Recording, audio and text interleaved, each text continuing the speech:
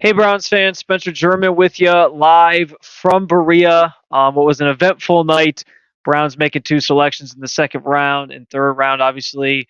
And there's some new players to talk about. So I am excited to have Cole McDaniel alongside after night two of the 2024 NFL Draft. Cole, thrilled that we actually have some players to talk about this time around. I know this time last night we were just kind of reflecting on what happened, what the rest of the division did, and what kind of lies ahead for the Browns.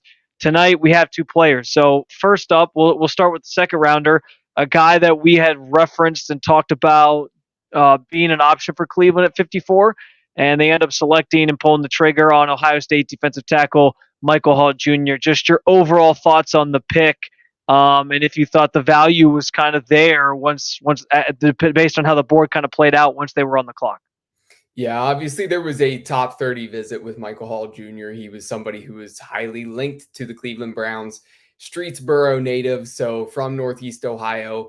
The Browns are really establishing a true pipeline to Ohio State, something that people have wondered why have they not had that for years. In recent times, they're beginning to find a way to get more Ohio State players in that building, and it panned out pretty well with Denzel Ward, and it's panning out well with some of those young guys from last year. So adding Michael Hall Jr. Could be a good piece for maybe not as much of 2024 as much as an impact in 2025 and beyond. But his explosiveness, his pass rushing ability is excellent.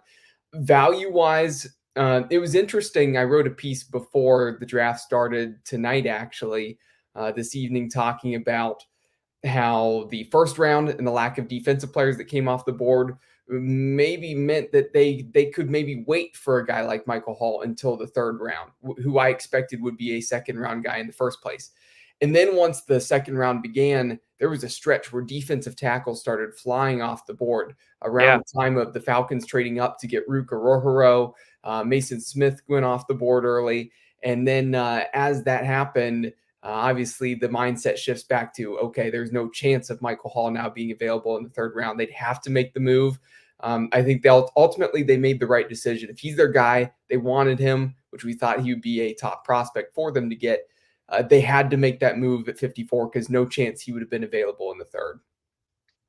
Yeah, I think you're right. Just kind of how the board ended up playing out. Get night one, a lot of offensive players go off the board. So night two, it made sense that the focus was more on the defensive side of things. And based on the number of defensive tackles that were gone, sure, I can see why it kind of fell this way and why Michael Hall was the pick. And I do think it is a good pick for Cleveland.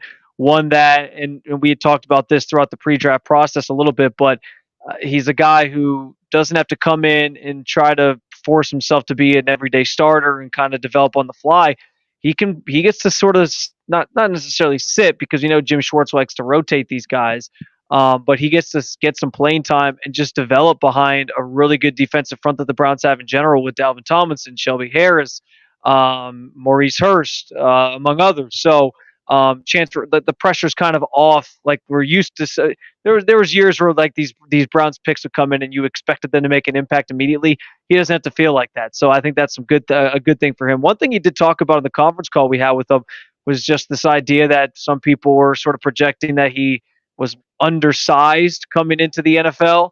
What are your thoughts on that? Because I do think it's kind of interesting, like him and the guy that he's got his nickname at Ohio State was Baby Aaron Donald, and I think it's kind of funny because Aaron Donald entered the NFL with similar characteristics and was described the same way as being undersized, and he's obviously one of the best.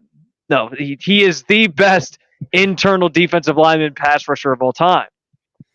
Yeah, I don't think that 290 pounds is really necessarily undersized because he's still got a good build to him. He's just an explosive, fast Yeah, pass rusher on the interior. By no means is he a run stuffer, but that's not his game. They have other guys at defensive tackle to do that, so he's going to be more of the pass rusher type. Much like I've mentioned Maurice Hurst. I think the big thing for him is he can stop the run, right? He can play against the run. He's just not the true run stuffer. If he's yeah, next to a defensive tackle who is better at stopping the run, then he doesn't have to worry about that as much. He just has to worry about getting upfield, getting into the backfield, and being disruptive. And that's his game. I yeah. think in year one, he doesn't necessarily need to add weight because if he adds weight, he could add bad weight and lose his speed. I just think your position with a weight room right behind you, right? He's just going to spend more time in that weight room. He's going to add some muscle. And I think if he gets stronger, then obviously that's only going to help, but he's going to have to make sure he keeps his speed while adding muscle. It's going to be something that the Browns coaching staff, obviously the all the coaches that are there in the weight room, they're going to be working with him on the nutrition side of things, obviously on the weightlifting side of things to make sure that he adds good muscle. And if he adds any weight, he doesn't lose his explosiveness. Yeah, and that is the key thing. I think people need to remember he's not supposed to be this, run stuffer, space eater. There are some of the things that you used to describe some of these bigger guys in the middle of a defensive line. I think the Browns kind of already have that taken care of with Dalvin Tomlinson. You'll see, I would imagine, Michael Hall Jr. a lot more on passing situations, passing down situations, third and long, things like that, where he can use the skill that he even emphasized, his kind of get off that quick speed at the snap and trying to get to the passer, being an internal defensive line pass rusher. That's what you kind of want to tap into if you're the Browns, and I'm sure they will. But obviously, a great story. Local kid goes to Ohio State. He's staying home to play his NFL ball, and that's a pretty cool thing. On the flip side of that, round three, they go on the opposite side of the rivalry here, Yeah. and they draft Zach Zinter out of Michigan, who I would imagine would have probably been a little higher projected in terms of where he like his status in this class had he not broken his tibia and his fibula in that game against Ohio State, which ironically, this is kind of funny. Michael Hall is the player that actually rolled up on him accidentally and broke his leg. So now they're teammates. The guy that broke his leg is now his teammate. Kind of funny. But yeah, I think he probably had a higher profile before the injury, and maybe some questions about but they just his health now moving forward. But it is a broken leg, and in a lot of time, and I guess in some instances, like that's better than a knee or some of these other things that can maybe deter his career longer term. What were your thoughts on the Zinter pick, a guy that they didn't have in for a top 30 visit, but clearly, as Andrew Berry kind of alluded to, they had their eye on even from a distance.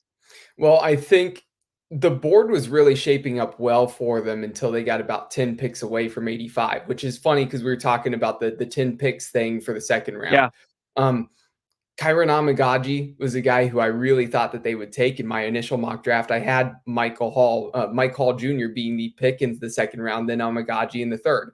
Then the Bears, they pull the trigger at you would have 75, nailed it. You right? almost nailed it, Cole. Almost. The Bears pulled the trigger on Amagaji at 75, and around that time, several guys who we thought were potential picks for the Browns started to go.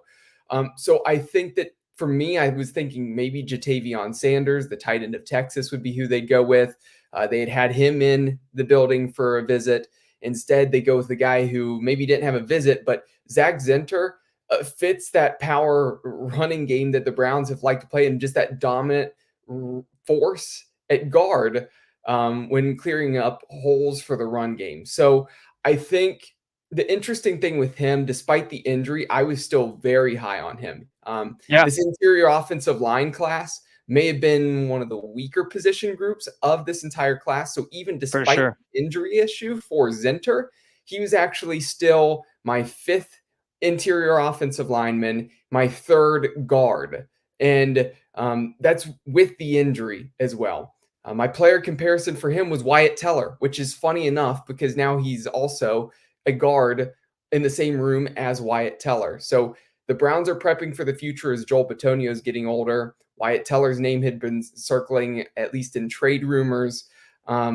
Obviously, I think Wyatt Teller's, I'm sure, here to stay this coming season. I don't think there's any really truth behind any of that. But Zinter's going to have an opportunity to at least take a year to develop, get back to full health, be a prevalent backup, step up if needed, and then we'll see what happens 2025 and beyond. But the Browns are going to feel a whole lot better about their guards in that room. Yeah, I think that is the key thing with Zinter is just this was kind of a look into the future for the Browns and by Andrew Berry and his staff projecting. Listen, Joel Bitonio is going into year 11 of his career, and at the end of each season, at this point, he's basically asked like, is this, will you be back next year? Is this your last season? And he answered after season 10 that he will be back next year. But these things are fleeting in his career. These seasons are fleeting in his career. So they got to start sort of thinking ahead on that. And I don't blame them for sort of taking that route, and going with Zinter, who I was pretty high on as well, despite the injury. And for what it's worth, Andrew Barry said medical's all checked out. I know there's some videos going around of him already doing workouts and stuff when he was training at Michigan after the fact. And Barry flat out said like he's ready to go for spring stuff, rookie camp, all that. And he'll obviously be ready with that in mind for the start of the regular season. So no concerns there, and we'll see how much run he gets during training camp and things, and where he kind of slots out in this offensive line, as a look into the future. As we think about day 3, Cole, moving into Saturday, who are some guys still on the board that the Browns are going to obviously have some interest in? They don't have a 4th-round pick right now. Maybe somebody that you think that could maybe make a play to get back into the 4th to try to draft. Where are your eyes kind of headed as you turn the page into Saturday? Well, I mentioned that I thought that Jatavion Sanders was it possibly in play for that Zinter pick. They went with Zinter. Sanders is still on the board at the moment. One of the better tight ends available right now. Obviously, the Browns, they'd have to trade back into the 4th round to get him. So I think the Yeah, likelihood is probably unlikely of them making that move, but he is somebody that they hosted on a visit, is certainly a possibility. we listen, for what it's worth. We all told Kevin Stefanski to tell Barry that before the draft started to trade those 7th-round picks. We don't want to have to stay here for the 7th round. We want to be able to get out of here tomorrow a little earlier. So if he has to pair those 7th-rounders with his 5th and something else to get up, we'll settle for that. At least us in the media. Yeah, I mean, I think you would celebrate if that happened. I think you're going to have to be a trooper and probably be hanging around Yeah. for the 7th round because I don't expect it to happen. If they go tight end, I think Eric All is more so in play come round 5, round 6. So I think that's a name to watch out for. The tight end from Iowa, I think he'd be a really good second tight end for the team. Running backs really weren't touched a whole lot. Sure, Trey Benson was gone and some other guys, but Audric Estime of Notre Dame still available. Braylon Allen of Wisconsin's available. A guy who I think is a sleeper, Rasheen Ali, I talked about in the later rounds. So I think that the Browns will probably still go running back at some point. It's just a matter of when they decide to do it. I mentioned I think they'll go tight end. Deacon Richardson's obviously been a name that circled around because of his tackling ability at corner. Maybe they look to go with him somewhere around the 6th round as well. So there's a lot of guys to watch out for. But I think the interesting thing is I think tonight was telling that the Browns may not be going wide receiver at all. Sure, they might take a flyer late, but they clearly feel good about the receiver room where they don't need somebody to produce right now. And they proved that with the 2 picks they made in night 2. It's a really good point. And Andrew Barry kind of joked about that the stuff he says in his press conferences, he's not as secretive as people might maybe think he is with the way that he talks about what they're thinking. So he's been sort of upfront that they have some other things they're going to look at, and that obviously was the case tonight. And I think you're right. Like wide receiver, still a priority in the eyes of a lot of fans, but maybe not so much for the Browns. And we'll see if that plays out with any. I still ultimately think they'll pick a wide receiver just because Barry's done it in every single draft, and it doesn't hurt to have an extra body in camp if you need it. But yeah, it's not obviously it's not as high as a priority as obviously people thought. Cole, just to get out of here, was there anything that surprised you tonight, in even away from the Browns, that played out throughout this draft? I'm sure your heart broke a little bit when Trey Benson was taken off the board. But what were your overall thoughts on the night, and just how some of the other stuff transpired? Well, I'll say this. Props to the Arizona Cardinals for now having Trey Benson at running back and Marvin Harrison Jr. at wide receiver. Their weapons just got a whole lot better. I think the surprising thing for me that I guess has played out from a Brown standpoint is that Troy Franklin, who was certainly tied to the Browns, who I have my concerns about him, but it was interesting that he was sitting there. The Browns didn't take him. He's continued to slide. Nobody's selecting Troy Yeah, Franklin, who I thought was going to be picked at the end of the 1st round, despite my concerns. He's still my 9th ranked prospect, and he's still sitting on the board through the end of day 2, moving into day 3. So I find that fascinating. Like I said, I don't think the Browns trade up to try to get him and get back into play, but I find it fascinating that Troy Franklin has slid And that might be the biggest thing that's played out from a Browns perspective, because there was interest there. I would think he wouldn't go too long on day 3, but it did continue throughout the night of when's this guy going to get taken? And it just hasn't happened. Were you surprised at all that Peyton Wilson fell? I kind of was Yes. shocked by that because I thought he was going to be a second rounder at least. And then, of course, much to the ire of Browns fans, he ends up with the Pittsburgh Steelers. Like, that was such a Steelers thing to do, was take him as late as they did. I mean, it was a steal at that point, I felt like. Totally threw me off because Edgerrin Cooper was my number 1 linebacker and Peyton Wilson was my number 2. And I thought both were going to go in the second round. When Cooper was selected by the Packers, right around that time, then like immediately after, the Carolina Panthers traded up. And I'm like, okay, this trade is for Peyton Wilson to stay in Carolina, right? And because the Panthers, they need a linebacker. They ultimately didn't do that. And Wilson continued to slide and slide and slide until finally the Pittsburgh Steelers, like always, again, they seem to get these good defensive players that fall into their lap.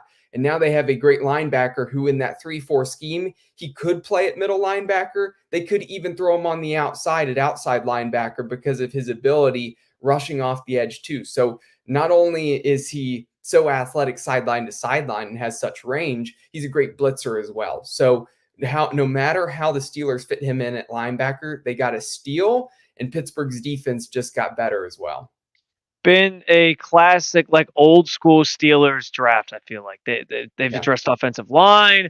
They went linebacker. They got Roman Wilson out of Michigan as a wide receiver. Like, they're doing they're playing the hits, the Pittsburgh Steelers, and it's kind of annoying to watch unfold here on draft weekend. But in the meantime, guys, we have day 3 of the draft tomorrow. Obviously, we know many of you will be following along, seeing who the Browns come away with on the third and final day. And we will have you covered. You can find more content like this at the Browns Digest YouTube channel. We have, I think, in the process of this being live, the Andrew Berry and Kevin Stefanski press conference from after rounds 2 and 3 is being uploaded, so that should be up shortly if it's not already. And of course, you can read some of the stuff that we've been writing about tonight, both the picks that were made, some of the quotes that they had on their conference calls with the media. That can all be found over at si.com/NFL/Browns. Until tomorrow, have a great night. I'm going to go get some sleep. Cole's going to go get some sleep. And we'll be back at it tomorrow with you with more coverage for Browns Digest and si.com/NFL/Browns.